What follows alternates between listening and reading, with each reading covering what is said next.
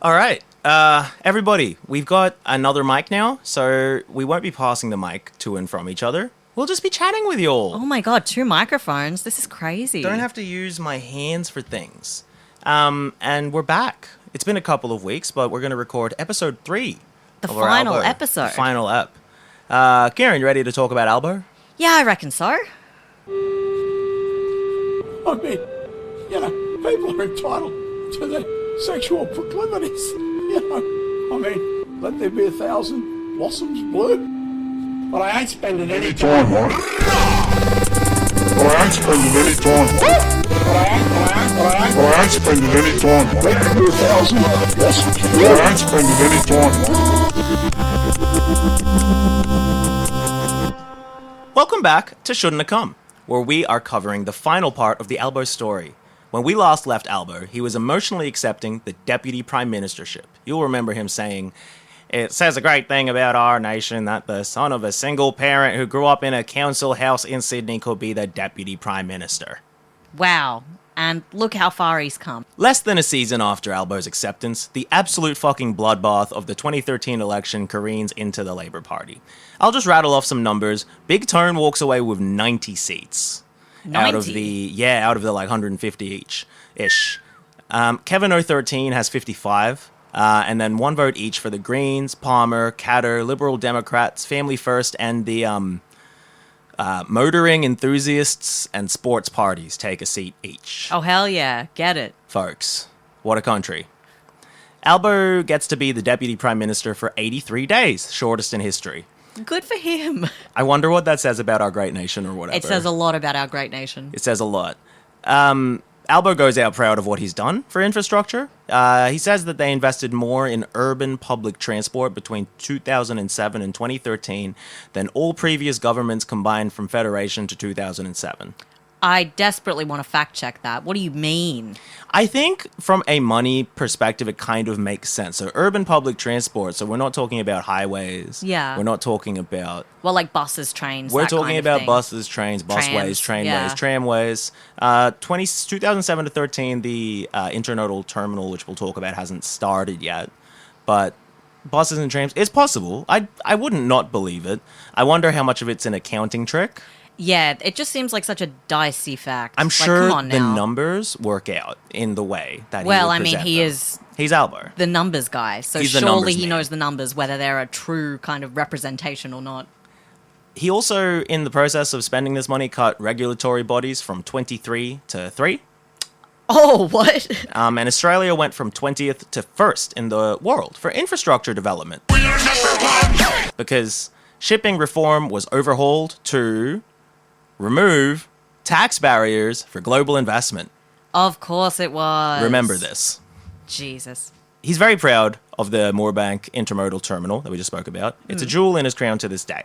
And it's going to go ahead. The groundwork has been done. It's being built. But Kevin is stepping down. He's humiliated and whatnot. And the battle for Labour leader comes down to Albo and our old friend Billy Shorten. Oh, no, not the lads. Yeah, we covered this in our pilot episode. The Labour right side of the party coalesced behind Bill, giving him a 55 to 31 win in the Labour caucus, and although Labour members voted overwhelmingly for Albo, 18,000 to 12,000, the rules meant that Shorten took the leadership. Damn. I guess Albo thought he had the numbers. And He- in a manner of speaking, he did. He did. Not the right ones, though. Not the right ones. This might have been his ultimate moment of growing up. A colleague said that Albo didn't realize the number of left-wingers who weren't voting for him in the caucus. Oh. 9 in total, including some old soft left enemies from the 80s. Ooh. So, he Scandal. realized which numbers were important, and he also realized he didn't have his numbers on lock. Oh, shit. Mark Butler, the old uni friend that served as Albo's campaign manager for the race, describes it as an act of treachery and talks about left activists and a handful of malcontents doing over the first genuine candidate from the organizational left to lead the party in 130 years or whatever. That's his quote, or whatever. Boo-hoo. Oh, no. Stephen Smith, the former Labour MP, says Albo has fucked over plenty of people, particularly on the left, and basically that his haters are jealous. But Albo plays nice. He says, in fact, do you want to read this one out for us? Bill Shorten will be a great Labour leader. He has my total loyalty. and needs to run a discipline show. If anyone steps out of line, he needs to discipline them, and I will be there, standing by him to assist in that process. Hot. Mwah. Cute. Oh, Bill, you hold that cane so well. Oh my god, Bill, stop. Oh my god, I've been a little bit naughty. I've been a bit of a brat. Bill, discipline me. Albo flies to Italy, however. We got a serious moment. Look, Carlo's been sick for a while. We can't talk about BDSM all day. Albo's dad's dying. He's completely bedridden. All right, Albo doesn't have time for discipline. Listen, I'm not going to actually make fun of this. He talks about the last meeting. He says that he talked to Carlo and said, I was very pleased that I got to meet him. And he said the same. And Carlo said he was proud of Albo.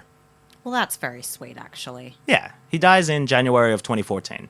And when asked about it, for some reason, Bill Shorten says, a lot of what people are in politics is based on their childhood and their relationship with their parents. Good, bad, present, or absent. That is a really interesting and telling quote, I think. Yeah, there's a lot of single parents, kids in Parliament. Yeah. We talked about Bill. I mean, single and divorced parents and stuff. But Albo's spent. All right, he's lost his father. He's lost the election. He's considering quitting at this point. He's moving back to the Shadow front bench. And the betrayal and the distrust and the laborness of it all, the messiness, the internal squabbling, it's got him untethered. But he does stick around to annoy Big Tone from the Shadow Ministry. And God bless for that. You got to annoy Big Tone. I don't know what Tony Abbott's relationship with his parents were like. He's famously difficult to work with. And when the coalition took government, they decided to redistribute some money that Labour had set aside for rugby league clubs. The plan was for the South Sydney Rabbitohs and the Manly Erns to get $10 million each. An ern is a type of sea eagle. Oh. However, only one of those teams, Manly, is in Tony Abbott's electorate. And so, only one of those teams, Manly, was actually going to get the money. Oh, shit. But Albo knows that this is the year for the Souths. I went to Peter Credlin and said, this is just unreasonable. And by the way, we're about to win the comp, and we've got 35,000 members, and some pretty high-profile ones. And we're going to run a really big campaign about it, because it's outrageous. By the way, we're going to win the comp, he said. By the way, we're actually going to win, so, eat shit. This is exactly what a giant baby would say. He went to, and I quote, Abo, which is what Joe Hockey calls Tony Abbott. Oh, Jesus. Joe, what the fuck, man? Come on now. It's got two B's in it. It's different. I don't give a fuck. Maybe it's Abo, because it's like Abbott, Abbott. I hate it. You know what? Like, just fucking, my God. It doesn't even shorten the syllables in the fucking name. Exactly. It's a problem. You're just backdoor entrying a slur. You know? It's like on a technicality, I'm allowed to say this one. Exactly. Oh, I'm allowed. No, not like that. Not like that. No, this is a guy's name. No, it fucking isn't. Salt no, it fucking and isn't.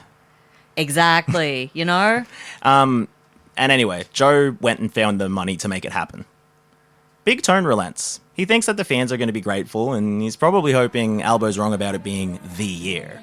But Albo's right. Oh, shit. The Mighty Bunnies take home the 2014 NRL title in a 36 bloodbath on October the 5th, their first title in more than 40 years.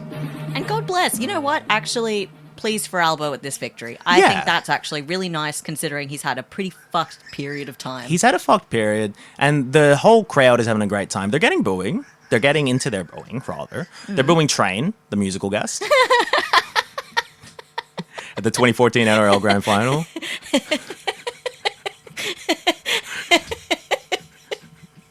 Hey, so sister. Oh! Hey there, mister. No! We hate trains! But they save the loudest boos for Tony Abbott. As they should.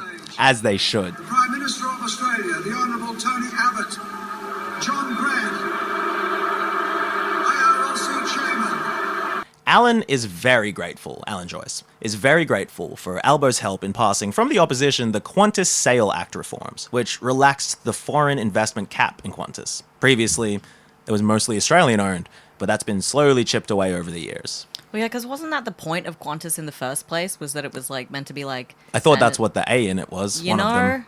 Yeah. Oh, well. We were meant to have nationalised a lot of things.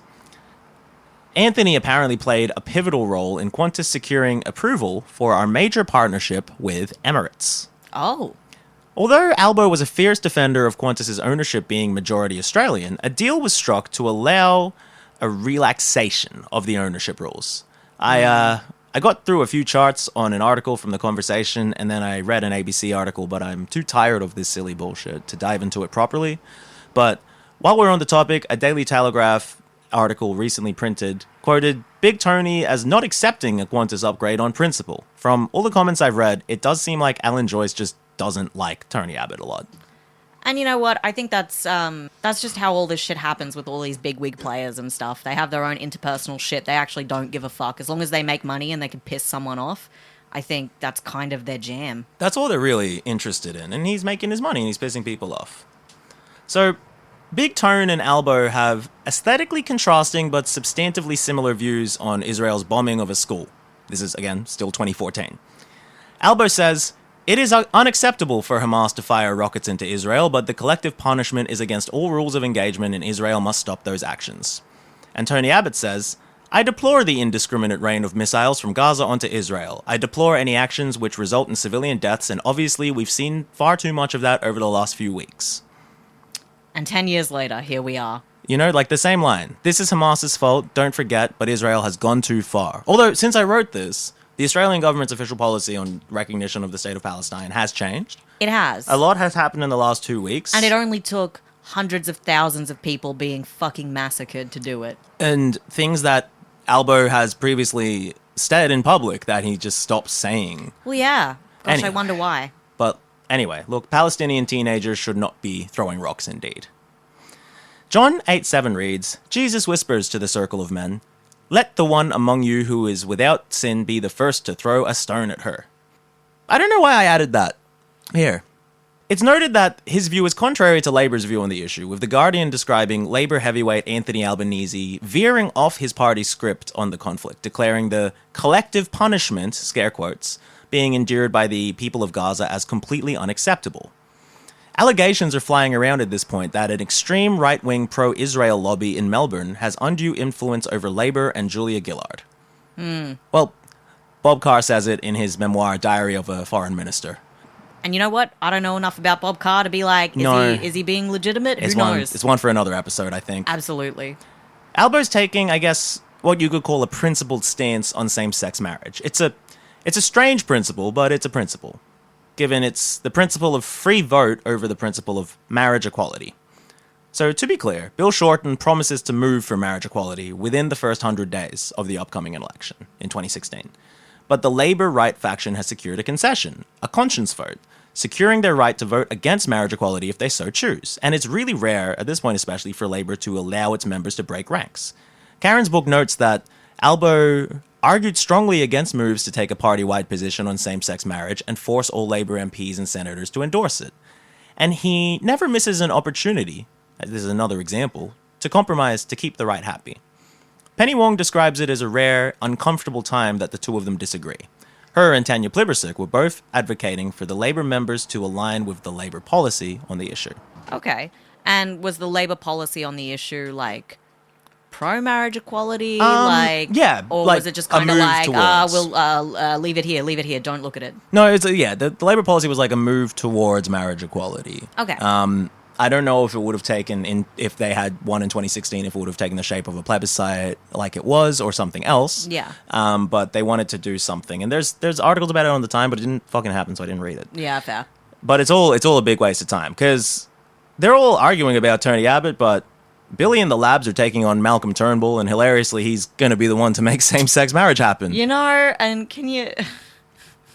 These fucking jokers. I know, right? They in-fought so long that they let Malcolm Turnbull pass same-sex marriage in the worst possible way. I love that Malcolm Turnbull really just walked in and was like, I guess I'm the leader of the country for a bit, and then walks back out, and everyone's just like, oh yeah, Malcolm.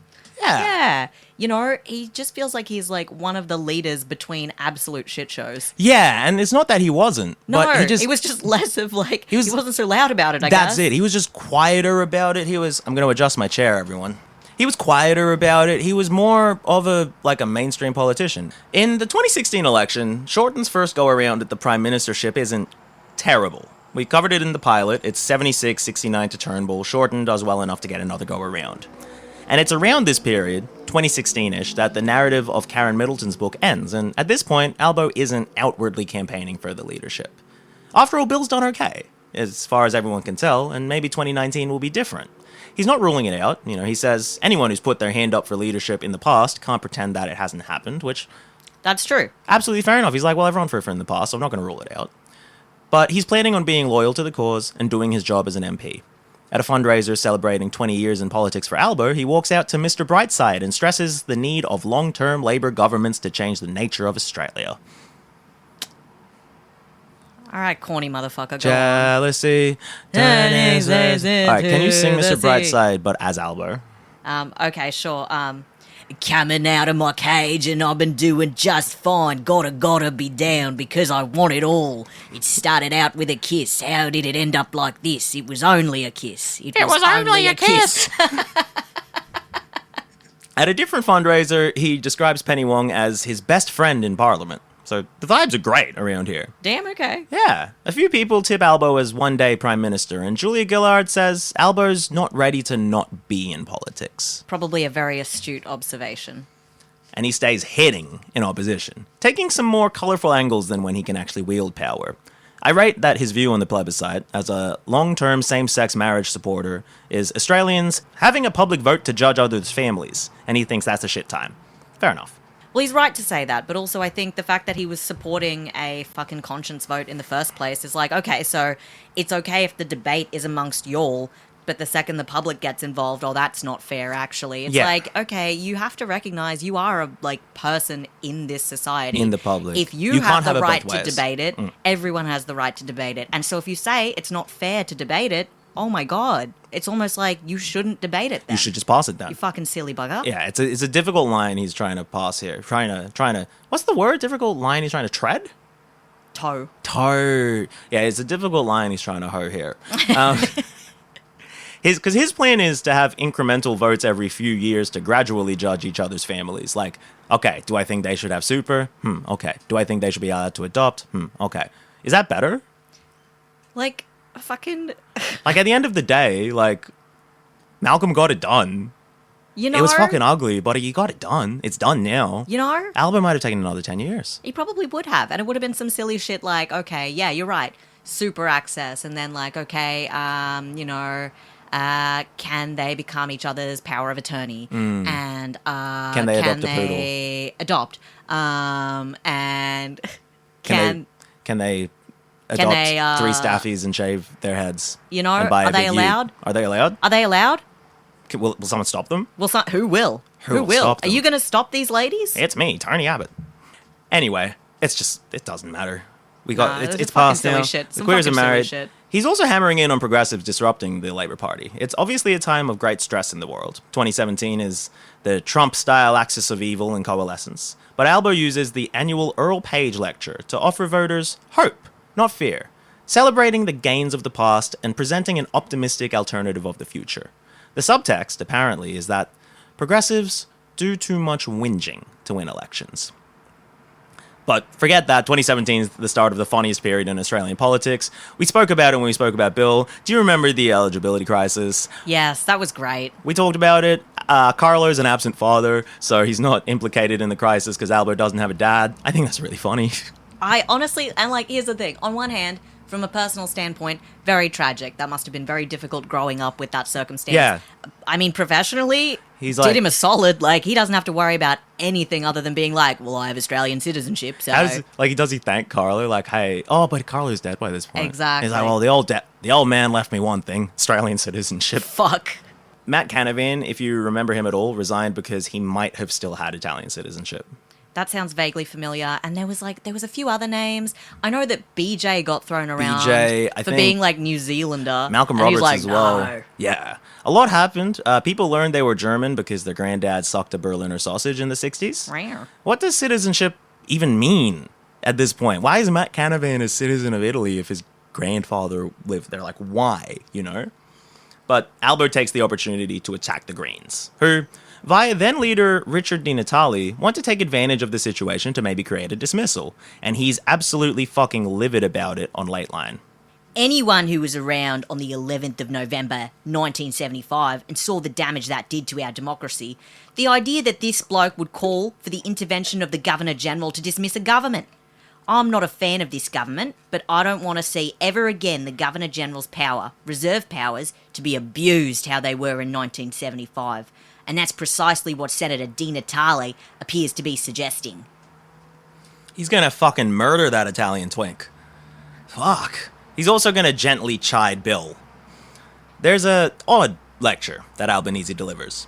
It's at the Gough Whitlam oration in 2018, and the way people talk about it now, Bill Shorten was exsanguinated. Why did I put exsanguinated in the script? What do you think? Absolutely sucked fucking dry. He was sucked dry. He's prosecuted as a zealot to appease the business community, whom Albo has better relationships with.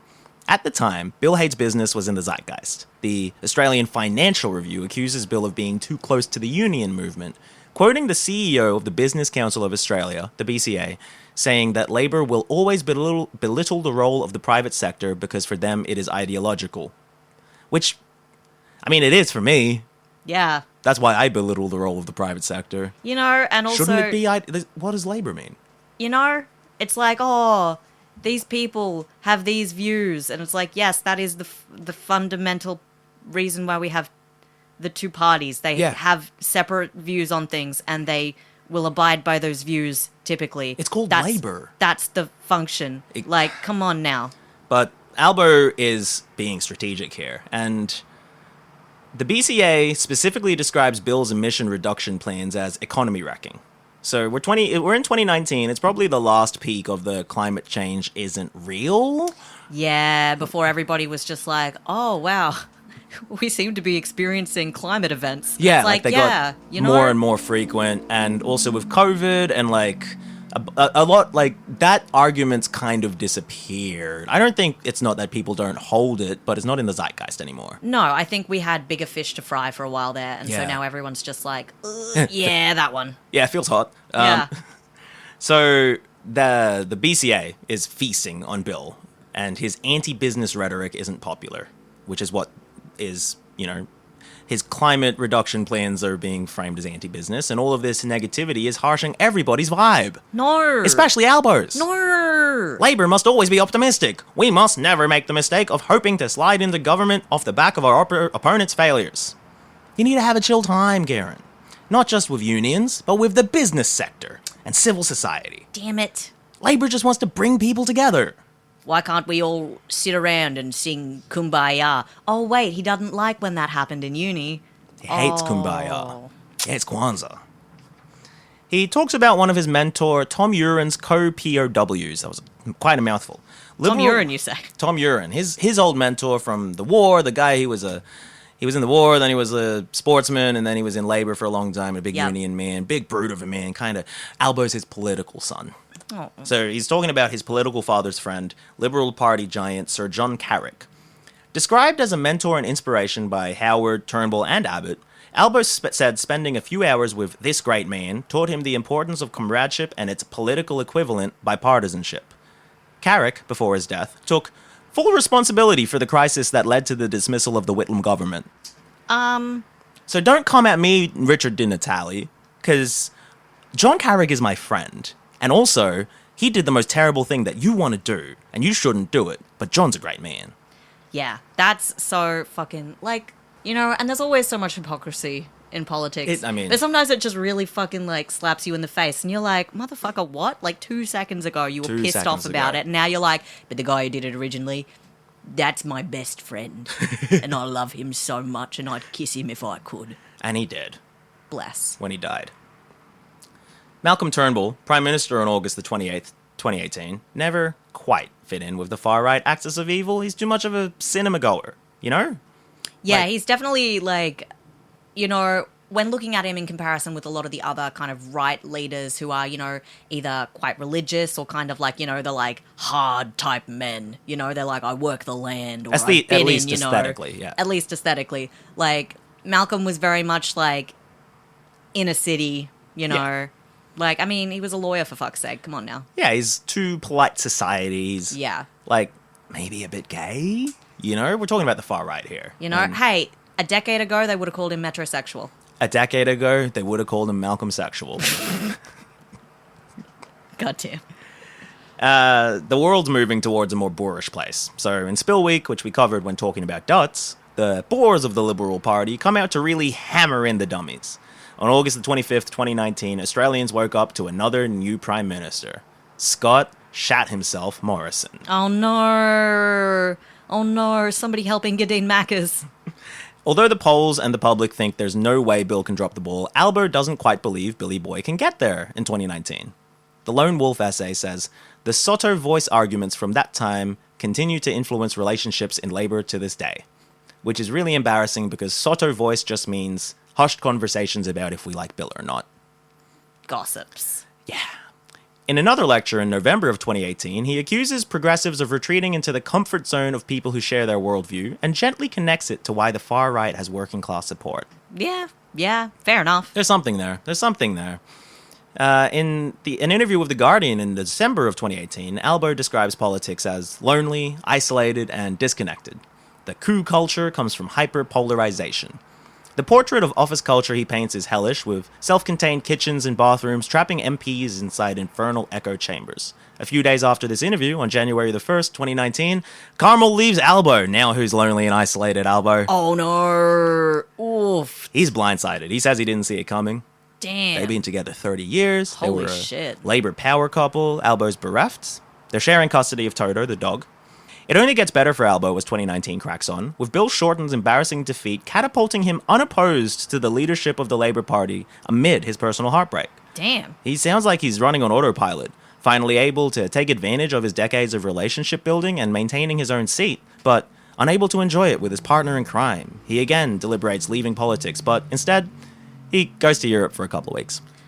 And you know what? Fair enough. I think it seems like in his life, frequently, like, these situations just happen kind of one after the other. Like, he's got that kind of, like, bad luck or good luck comes in threes. Like, shit either goes real well or real sour or a mix of both. Yeah, it's big swings. Like, his life happens, when it happens loudly, and then nothing happens for 30 years. Yes. So, he's leader of the opposition, and he's kind of phoning it in. I mean, fair enough. Within a year of ascending to the leadership, COVID-19 hits, and Albo says he's diving under the wave, in his terms. He's this is a time of national unity person, and he wants to reduce the size of the battlefield by agreeing to as many liberal positions as possible. He wants to zero in on childcare, make fun of ScoMo's out-of-touchness, and leave COVID alone and hammer home a climate change bill. And he's kind of right. He lets ScoMo become unpopular all by himself. Yeah, I mean, he didn't need help, did he? He also makes time to introduce himself to a pretty lady that interjected "Up the Rabbitohs" in one of his speeches. Oh no, Rabbitohs! Rabbitohs fan. She my slides into his DMs with the absolute killer line. You ready for this? Go on. Hey, we're both single.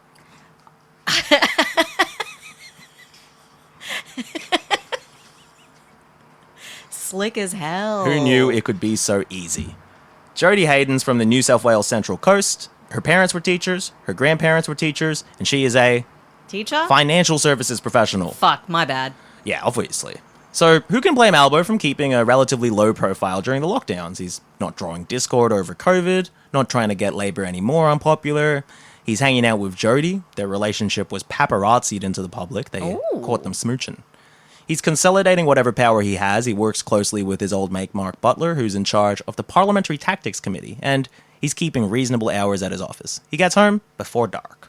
So it's a nice 5 p.m. on the 8th of January, 2021, when Anthony Albanese is struck in his third car crash. Oh, no, not another one. His Toyota is hit on the driver's side by a Range Rover driven by a P-plater, and while he has a grueling 18-month physical recovery ahead of him, the incident inspires him to look after his health a little more. Matthew 12:40 reads, "Just as Jonah was 3 days and 3 nights in the belly of the great fish, so will the Son of Man be 3 days and 3 nights in the heart of the earth. So will Anthony Albanese be struck by 3 cars before his ultimate rebirth." Oh my fucking god.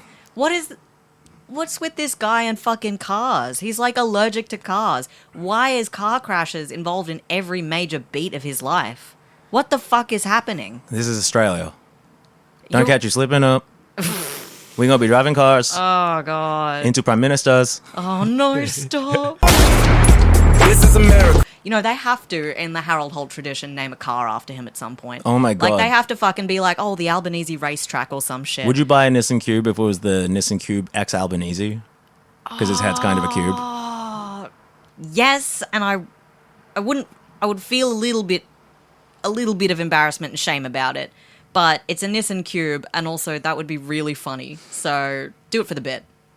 So he's recovering from his third car crash. Fuck. He wants to be match fit ahead of his first time contesting the prime ministership because this is a tough job that I'm running for, he says. And despite having to bat back allegations of Botox, he comes out of it looking better. And I'm going to say it, he looks way better. He does, actually. Like, he looks younger and way healthier after. Yeah.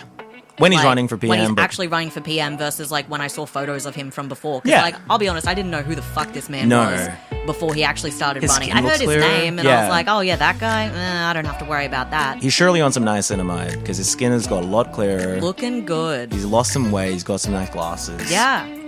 So it's Handsome Albo then that's zooming into a meeting in July 2021. During his speech to the Executive Council of Australian Jewry, he says apartheid is not appropriate for describing the Israeli political system, and also cheapens the struggle against apartheid led by Mandela.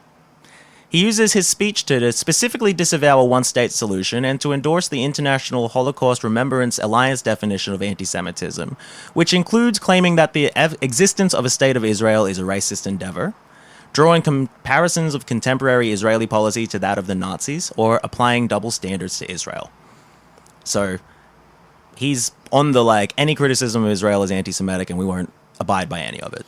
Creating that political situation. Just fucking silly. Like, and because he knows fucking better. silly. He knows better. Yeah, and he believed differently. Yeah. You know, I think that's also something really interesting in looking into a lot of these politicians for us, Yeah. is how their views have changed from then, you know, they were young and idealistic and had ideas of how the world should Yeah, work. And yeah. then they get into office and they're like, what if I just make every concession imaginable because I like this job and I want to stay here? Which, like, Bill Shorten, I don't think ever had views. No, I mean, maybe. But it's like his whole story was like he's post this political structure where it's just like, it's just about the politics for Bill Shorten. Yeah.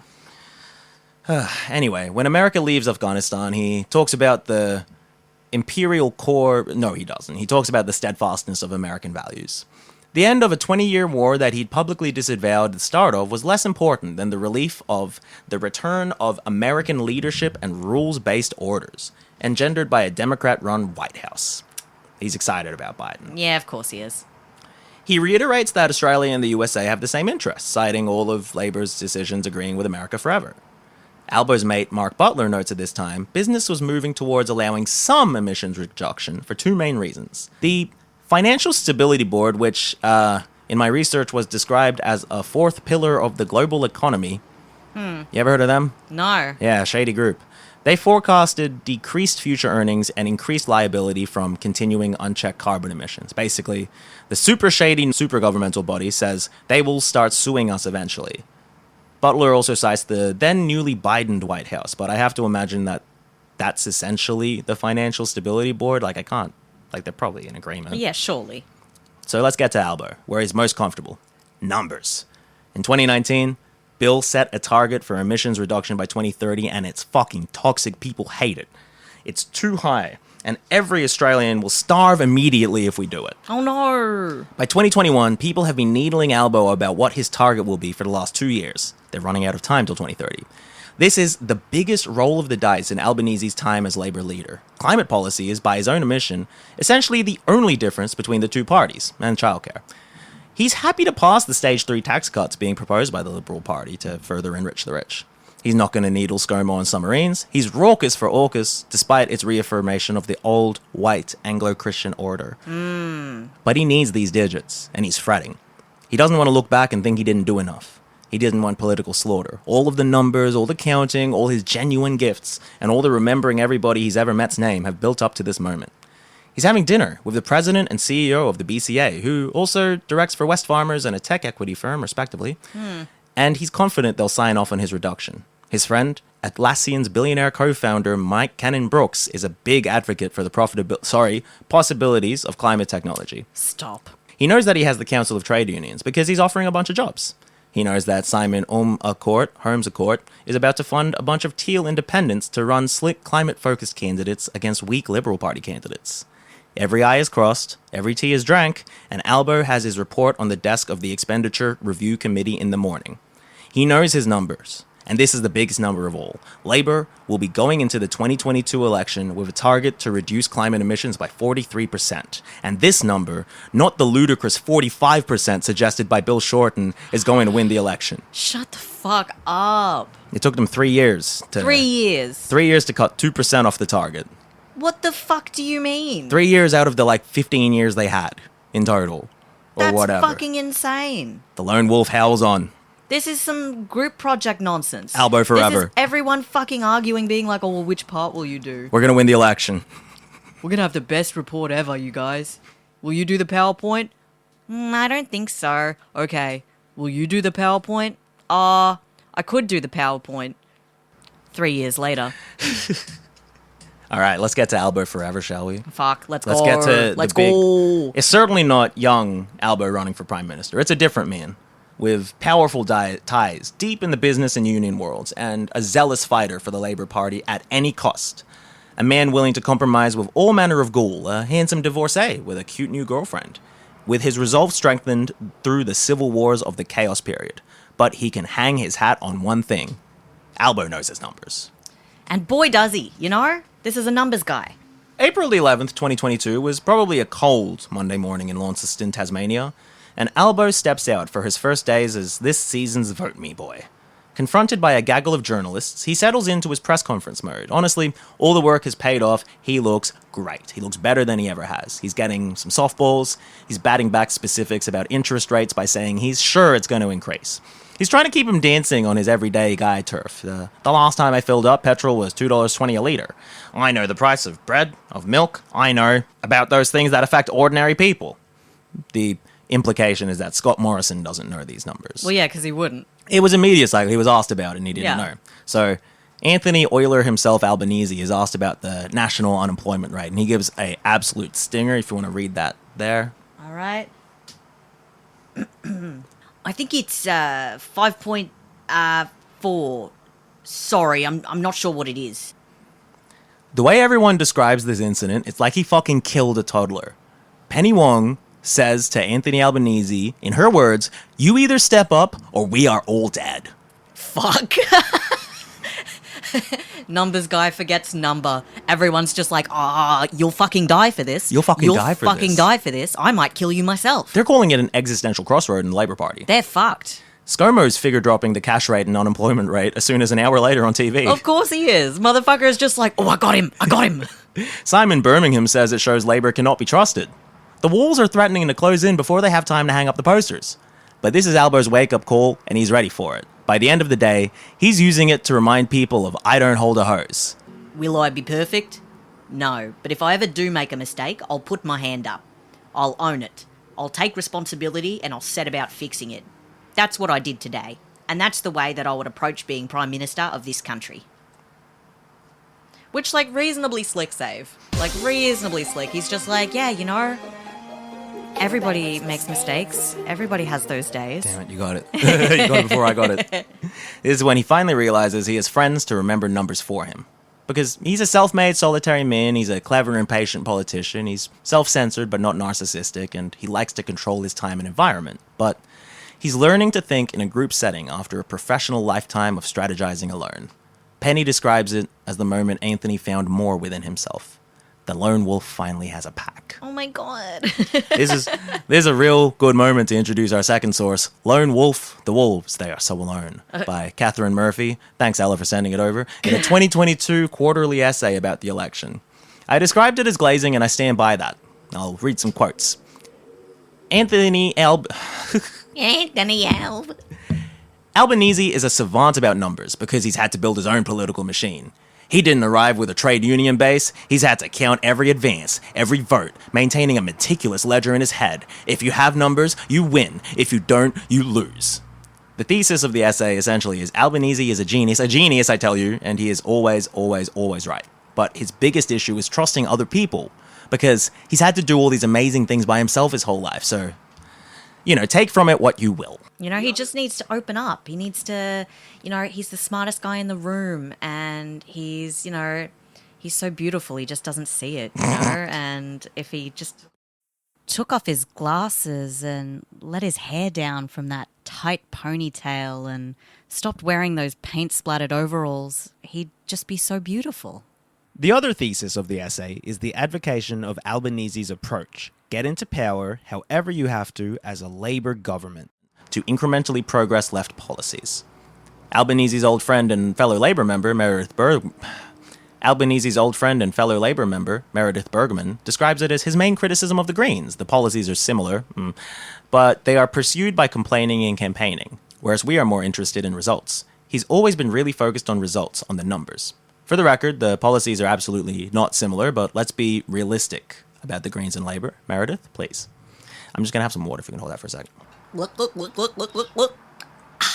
Anyway, Albo is still passionate about the development of large-scale infrastructure. He sees a marriage between business needs and climate needs, getting cars off the road and planes out of the sky in favor of trains on tracks, clearing up, cars for people driving around places and also getting things to people quicker for the businesses.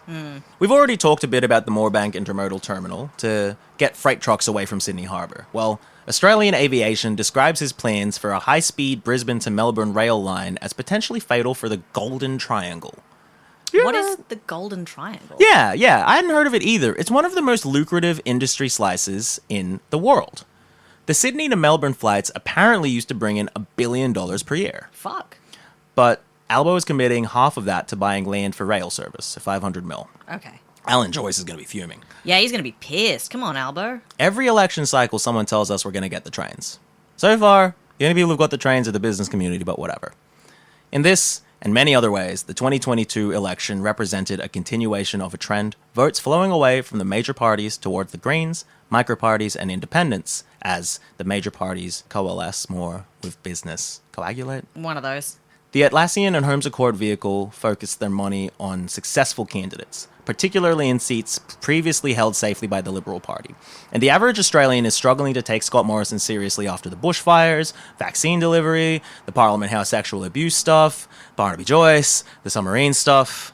God, everything? Just everything? Yeah, Albo's work is being done for him. As a result, as promised, Albo is being quite disciplined in not deviating from Liberal positions, just needling away at the edges. Other than in climate policy and the voice to Parliament, they're pretty indistinguishable. Both parties will increase aged care money, but Labour explicitly supports a wage increase. The Greens want to make the sector not-for-profit in the wake of the Royal Commission into Aged Care Quality and Safety that found we essentially bully grannies till they die. Yeah.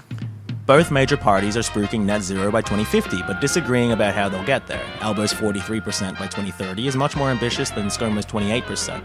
The Greens want to tax corporations to fund net zero by 2030. Both parties support money for first-home buyers, and the Liberals wanted to take it from their super, whereas Labour will give them a government load and build 30,000 social and affordable houses by incentivising building. The Greens want to build 1 million houses over the next decade.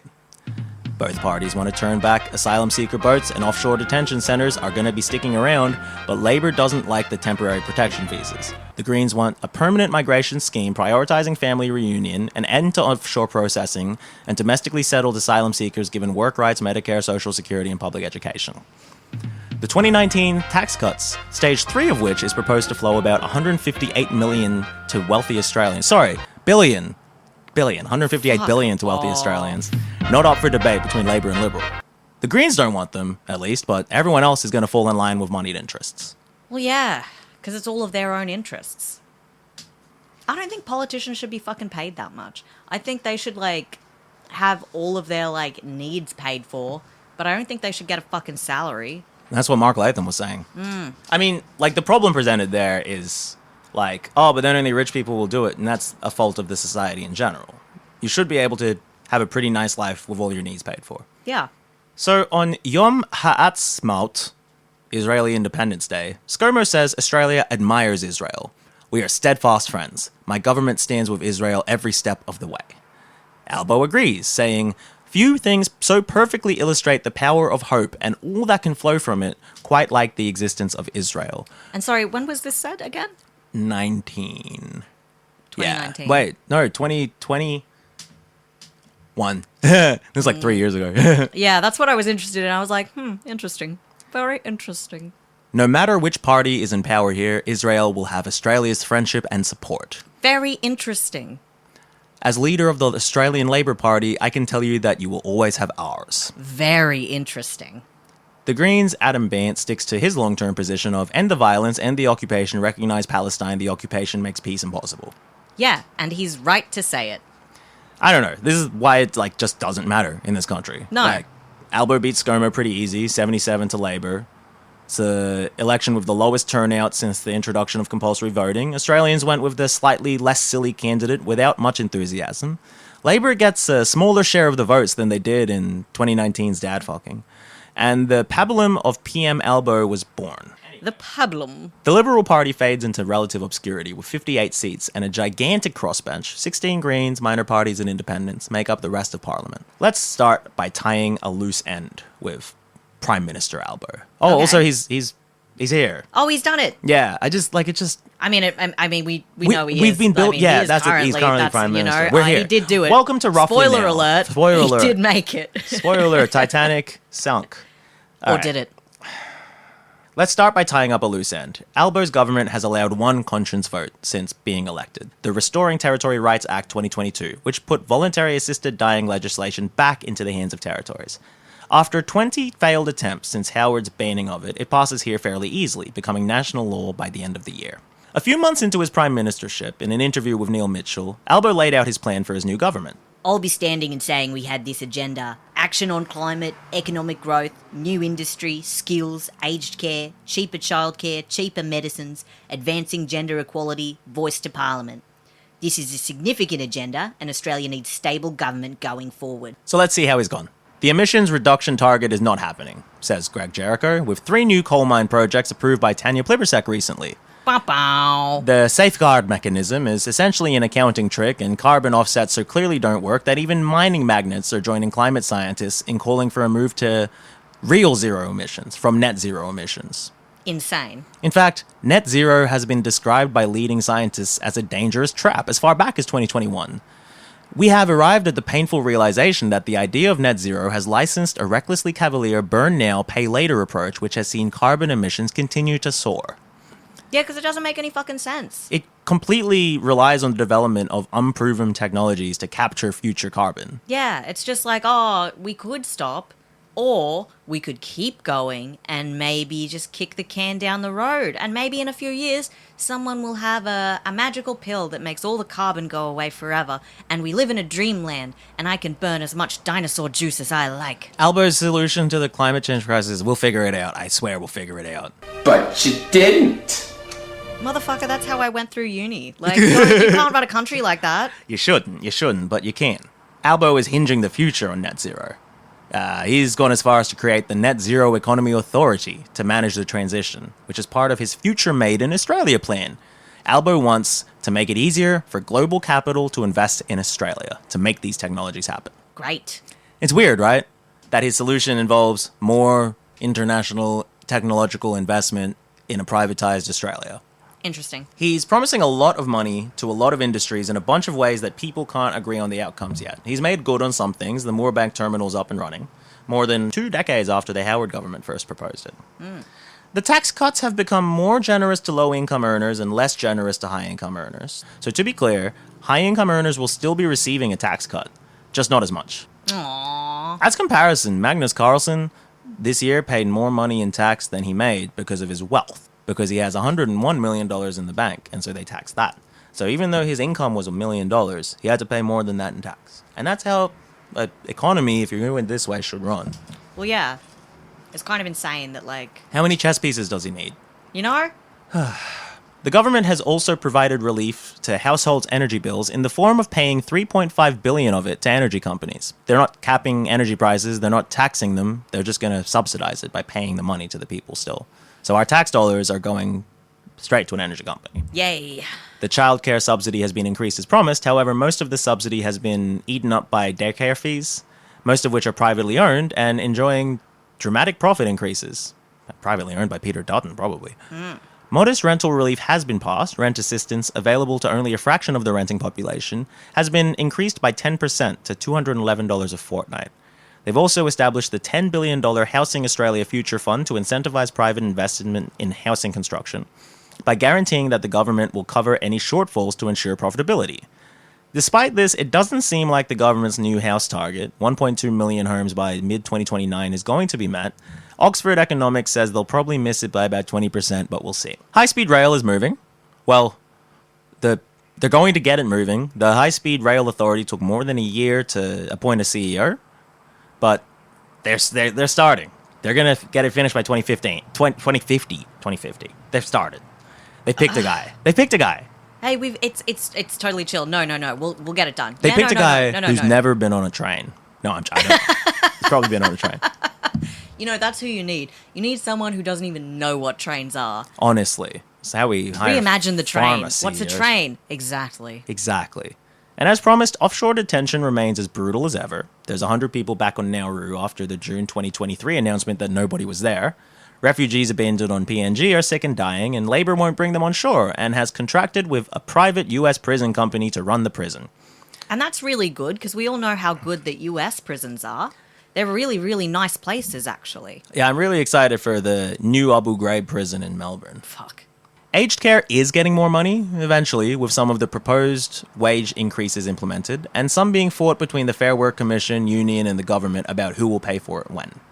Woolies and Coles' continued growth is guaranteed. Here's a trip. Peter Dutton proposes giving the government the ability to break up large chains if they repeatedly price gouge. This is very popular with the Nationals, but the more fiscal elements of the Liberal Party are confused about what he's doing and how it would possibly align with liberal values. So a quote from the time, Menzies tried to ban the Communist Party. Peter Dutton wants to adopt the communist model. He wants publicly owned energy through nuclear energy, and now he wants, one would assume, publicly owned supermarkets. It's not so much supermarket policy as a super Marxist policy. Well, ratatata. That's a quote from Anthony Albanese. Oh, you silly cunt. What do you mean? He sounds like fucking... What do you mean? What the fuck is that? In university, I loved learning about political economics, and now that I'm Prime Minister, I think you lefty fucking cucks should all get the whip. Peter Dutton, you fucking beta Peter cock. Dutton, you leftist? What do you mean? Super Marxist policy. You super Marxist. He's well and truly made his turn. What the fuck? From young socialist to market warrior. From everyman beer-swilling pies and chips to private jets, wine and cheese. From decades of building power to 3 years to wield it. All of the eyes of the country finally on the boy from the council flats, and not David Warner this time. Oh. Oh man, the weight of all these expectations, fellas. The weight of the country, chaps. So then there's Palestine. This is all stuff that was written before the recent change of Australia's position, but we'll see how we got there. After October 7, Albanese said Hamas served no cause but terror, although Israel must operate by the rules of war. A week later, Penny Wong, addressing the Australia-Israel Chamber of Commerce, cited Israel's high-tech sector as why, "I am interested in this chamber's view on deepening our economic engagement with Israel. I ask you to join our broader effort to diversify and expand Australia's trade and investment." Even chanting from the river to the sea is a provocative act, according to Albo, the friend of Palestine. Labour catches heat from all sides for abstaining from a UN vote about Palestinian determination. DFAT cuts funding for the UN Refugee Agency with no substantive evidence because Israel asked them nicely, I quote, "Thank you very much for your information. There is precious little in the public domain about this group." That's DFAT responding to Israeli claims about UNRWA. Very little in the public domain. Ridiculous. Jesus. Despite his support for conscience votes in certain situations, he says that Labour is united on their position on Gaza, and that position is, there is no question that Israel has the right to defend itself against a terrorist organization and to take strong action against it. Hamas's unconscionable crime has pushed the legitimate needs and aspirations of Palestinians out of reach, and peace-loving Palestinian people are left to pay a devastating price for this terrorism. Gosh. I wish there was some way we could help the peace-loving Palestinian people, but I guess just bombing them is fine too. It's the Industry and Science Minister, Ed Husic, publicly called it collective punishment and said that Australia's policy implies that Palestinian lives are considered lesser. Yeah. because it is what it implies. Yeah. Minister for Youth Anne Alley says it is hard to argue that children are Hamas and calls for an investigation into war crimes, citing the human situation in Gaza, a lack of water, no food, no energy, and no way out. Ed and Anne are Australia's first 2 Muslim ministers. That's a quote. And their religious, cultural, and community beliefs are obvious in their statements. Despite his support for conscience votes in certain situations, these aren't the deeply held religious beliefs that Anthony Albanese gives a shit about. So Anne and Ed better fall the fuck in line with Labour if they know what's good for them. Jim Chalmers publicly calls their comments identical to Albanese's, which is nonsense. And Penny Wong says that we remain as steadfast and unwavering as ever in our support for Israel. And these 2 ministers vote in line with Labour on resolutions about the genocide. But one, Western Australia didn't. And so we get to the ongoing story of our first, again I quote, hijab-wearing member of parliament. Yes, Queen. We love really specific sports stats here. To be clear, that's how Wikipedia describes Fatima Payman, who is causing trouble for all of this Labour unity. In May 2024, on the anniversary of the Nakba, she dares to call the Gaza invasion a genocide and calls on Labour to sanction Israel like at all and cease trade. In June, she writes an Al Jazeera article supporting Palestinian recognition, and on the 25th of June, she crosses the floor to support the Greens in a resolution for just that. She received support from the Labour Friends of Palestine, from Adam Bant and the National Imams Council, but not from Labour, who suspended her from backroom shit on the 30th of June. The Leichhardt branch in Albanese's Grayndler electorate joined 6 other branches in passing resolutions backing Payman, and the unions come out to urge the government to take her seriously. But by the 4th of July, she's quit the Labour Party. She remains in the Senate with a newly formed party, and Fatima, if you're listening, we would love to have you on. Yeah, honestly, like... Shit. The only person in that party with a fucking backbone. I mean, or a moral compass. I mean, it was of that party, you know? Was of that party, you know? This is not a full endorsement of all of her views. I don't know about other things. Maybe she has some weird ones. No, but on this one, damn right. absolutely, Damn fucking right. damn right. In telling it straight, Albo says, Labour is a part of who I am. It's not just a sort of belief. It's part of who you are. Like you didn't contemplate going for a team other than South Sydney either. Fatima let herself down, she let her team down, and she let the country down, if you ask Albo. South Sydney Rabbitohs rookie Michael Roberts can probably understand that. Having just been sacked for drug supply charges before he even played a game, the Rabbitohs come in a paltry 9th in 2023, and they're a fucking atrocious 16th in 2024, so best of luck to the boys. I'm sure Albo will be there for you when everybody gives a shit about your shit club again. Fuck the Rabbitohs for Fatima Payman. Yep. For Fatima Payman, I hope the Rabbitohs never win another fucking game. You know? In her memory. In her memory. In her honour? In her honour. Anyway, it's pretty disappointing, but also what we expected would happen. The worst part was the slight bit of hope that something better could happen that Albo gave us and took away from us. We're now in a situation where I guess things are a little different with both of those than when I wrote it. So on the Palestine front, Australia has recently recognized Palestinian sovereignty, so we have some movement in that direction, although no divestment or anything. No. Ceasing of economic trade with Israel. Actual consequences. Stuff that actually led to South Africa being dismantled. You still can't probably call it apartheid. On the footy thing, we recently had an interesting one. Oh, yeah. Where Papua New Guinea has been granted a team in the NRL conditional on them not being too close with China economically. Just fucking silly. Very silly. But, I mean, Albo knows how to turn people against the government using football teams. You know, it's the only language he fucking speaks. Honestly, and it feels so fucking shady to be like, hey, I think we can offer you this really cool thing that you'll really enjoy, but I am gonna take it away from you if you piss me off. And it's like, then it's not a. Then what the fuck? Then what the fuck? What's exactly. the point of it? And it's like, oh, it's to keep you in line. It's to keep you in line, to make your people who, you know, are trying to just live and enjoy their football or whatever, like, wait, because of some silly economic shit that doesn't affect our day-to-day life. Yeah, it's we're losing our football team that we finally got. Yeah. Or whatever. The other thing that Albo fucks up is the voice of Parliament. Remember when he venied and vitied it but couldn't vici? Yep. It only got up in Hodunk ACT, and it was being spun as a signature policy of the administration, but it's seen as a limp joke now. In an interview shortly before the referendum, he made it clear that he on principle does not support reparations, and he demurs on the treaty, but says they've kept on-the-ground programs going in support of the voice. I'm just going to quote Red Flag directly on this, because this analysis of the voice feels spot on for me. Remember The Voice? When the basically harmless, largely pointless proposal triggered a totally predictable wave of anti-Aboriginal racism from Dutton in the right-wing press? And when Anthony Albanese refused to call out the extreme racism of the Liberals' campaign, thus establishing that its anti-Aboriginal rhetoric was a legitimate policy debate? And this is like... Meanwhile, he's not offering anything to people who want The Voice. He's not offering anything. No, this is far worse than, like, what happened during marriage equality. And that was already a fucking mess. Yeah, where it's just like, hey, we're going to grab a vulnerable population and we're going to put them up on the stage and just throw shit at them. Yeah, just fucking just fucking throw hey, shit at 'em. you get to choose as an individual whether to throw something or not. And there'll be no consequences whether you do or not. No and we'll just see how covered they We'll see are how with shit covered that we've they are. thrown in them. And with the marriage equality thing, at least something was being offered. You know? The Voice department was a joke. It's just like, hey, remember this subsection of our society? Do you remember these people? We'll let one of them sit in the chamber with us with no power if you guys want. But also, you can throw food at them. Why don't you just tell them that you don't like them and that blah, blah, blah, blah, blah. And it's like, and, you know, we've got being in, like, you know, Queensland now as we are. Yeah. We're obviously a lot more exposed to it than, like, previously. Yeah.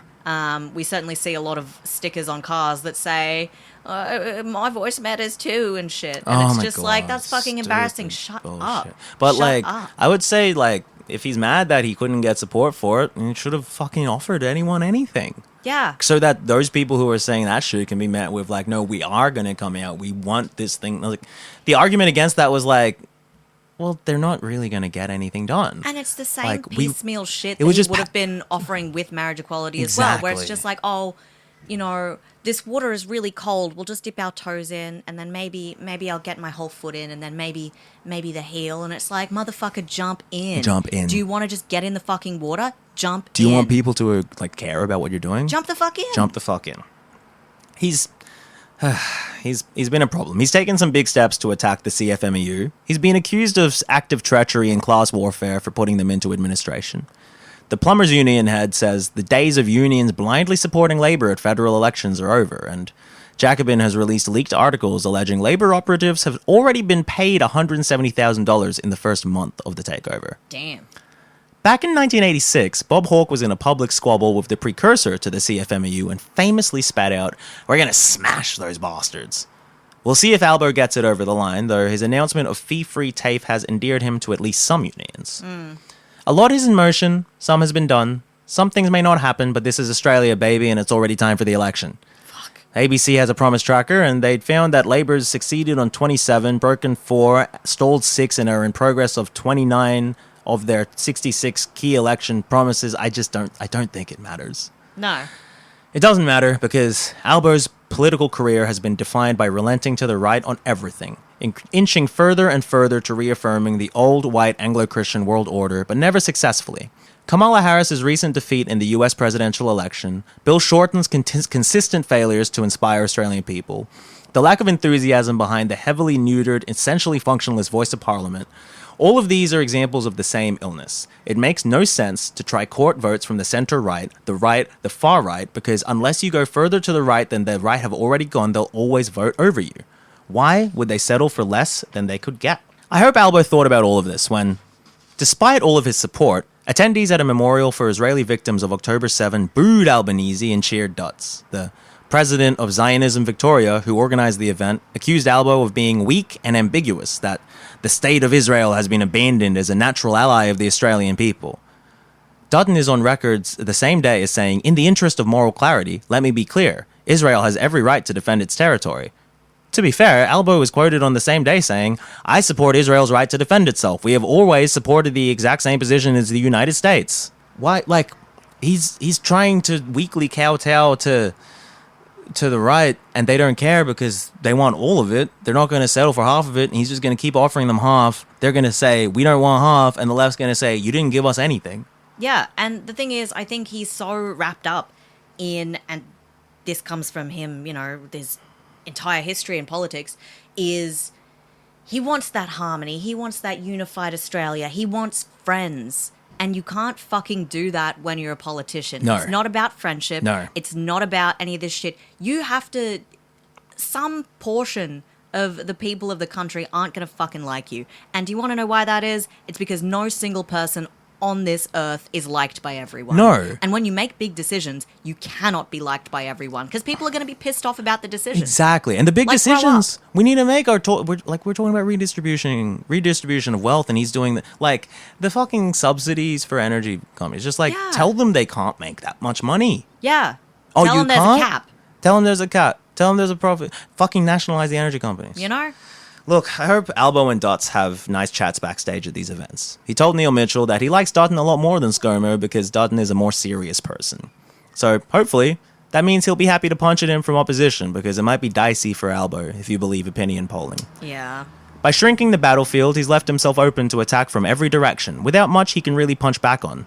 We need to be scared of Dutton because things will be worse. So, vote for Labour because it's the only way, I guess, is the platform.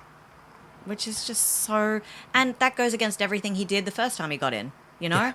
Yeah, you're right. Let's do the total opposite thing, which is, be like, oh, well, you know, they're really bad. Yeah. Oh, they're so bad. Yeah, they're so bad. And it's like, okay. We'll and see what what are you? we'll see what Israel Nothing?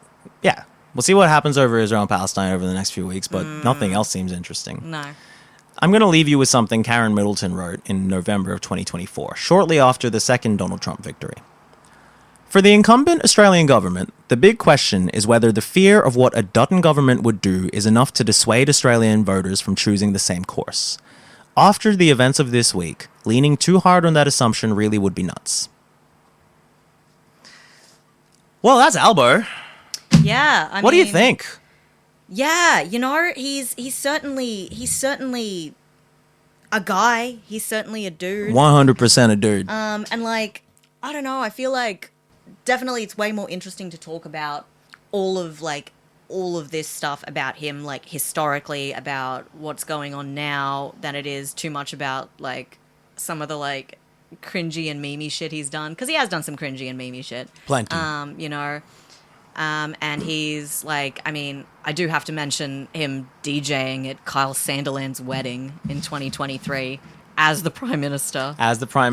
And we've also got Archie arriving here. Oh, are you telling us so it's all done, I think we're done with buddy? recording.